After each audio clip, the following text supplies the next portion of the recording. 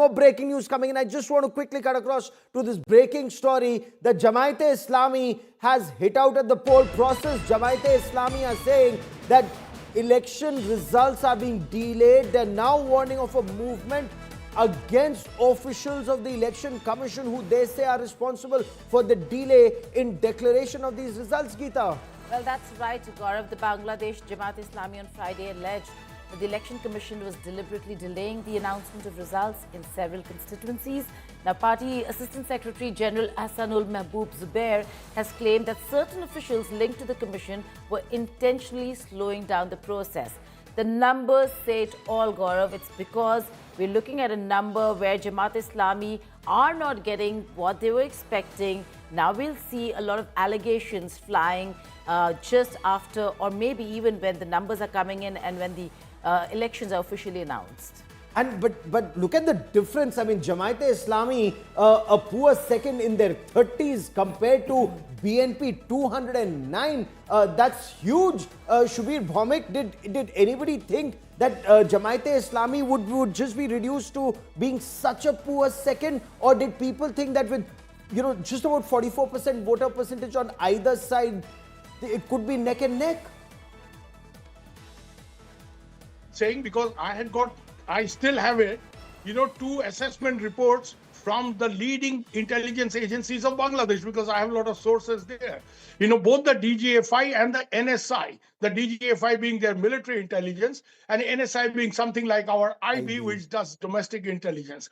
And, the NSI had actually predicted, even yesterday, they updated their assessment. And my source there is a senior fellow, told me that BNP will win at least 207 seats. So they told me very clearly that, 207 seats BNP is going to win and Jamaat will struggle to hit 50. Struggle to hit 50. Kono mate 50 pabe kina sondeh. This is what exactly they said. The DGFI assessment was pretty much similar, 203 seats. So, these are people on ground. You see, I have no pretension that I can give assessments about 300 seats in Bangladesh. Yes. And nobody even sitting in Dhaka, the journalists there. No, you're absolutely right. Sir, but give us a moment. These are people who make, proper intelligence assessments. Based on the pulse on ground, Ambassador Prabhu Dayal also joins us on this broadcast. Also with us from Ground Zero is India Today's Indrajit Kundu. Indrajit, what's the atmosphere like in Dhaka early this morning? Is this like being seen like a new dawn after 18 months of turmoil, or after 3 tenures of Sheikh Hasina plus these 18 months of turmoil?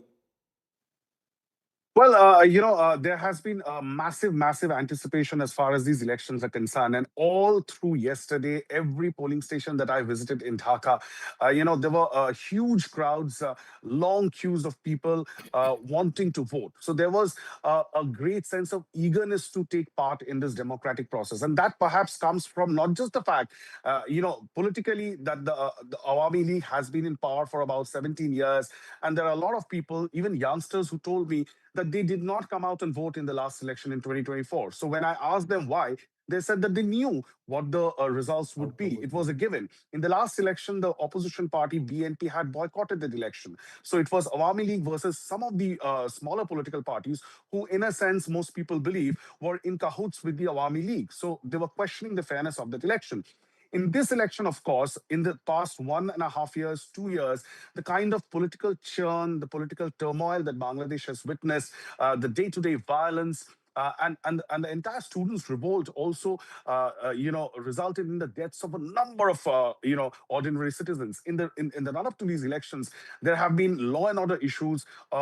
Crime had gone up. So this, the state of the economy has been in shambles. So all these issues were affecting the people on the ground, and therefore the anticipation that perhaps need for a stable government, elected, stable government that will be able to alter their lives. And that's the reason perhaps so many people were so eager to, cast their vote in this election and see that Bangladesh is on the path of stability once again from this interim leadership. Indro, if I could just come in before we get our guests back in, the fact that he's talking about massive voter turnout, but also rather incident-free. There have been certain incidents that we saw yesterday, but beyond that, There was a lot of expectation of violence. The law enforcement agencies were on alert. But we didn't really see that translate into massive incidents of violence in the streets of Bangladesh. That's right, Geeta. Contrary to the kind of apprehension that people had, and all of us, international journalists who flew into Dhaka, there was an apprehension that perhaps what we had seen, the template was there over the past 1.5 years. Perhaps there might be a lot of violence, but contrary to that, it was a mood of celebration on the streets of Dhaka. People were coming out on the streets. Massive amounts of security arrangement. There was the army, the navy, the air force, the border guards, Bangladesh, the rapid action battalion, the Dhaka police. All of them were together manning all these polling stations. So apart from minor scuffles, sporadic incidents of violence, one BNP leader, of course, died in Khulna. By and large, the perception is that this election has been overall free, fair, and incident-free, and that's because the participation of people have been so large. Yes.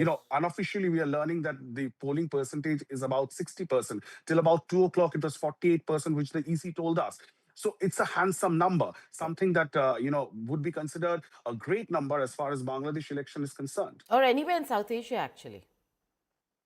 True. Oh, absolutely. Yes, Though that's India, right. India, of course, sees massive participation in most elections, going up to 80% in some states.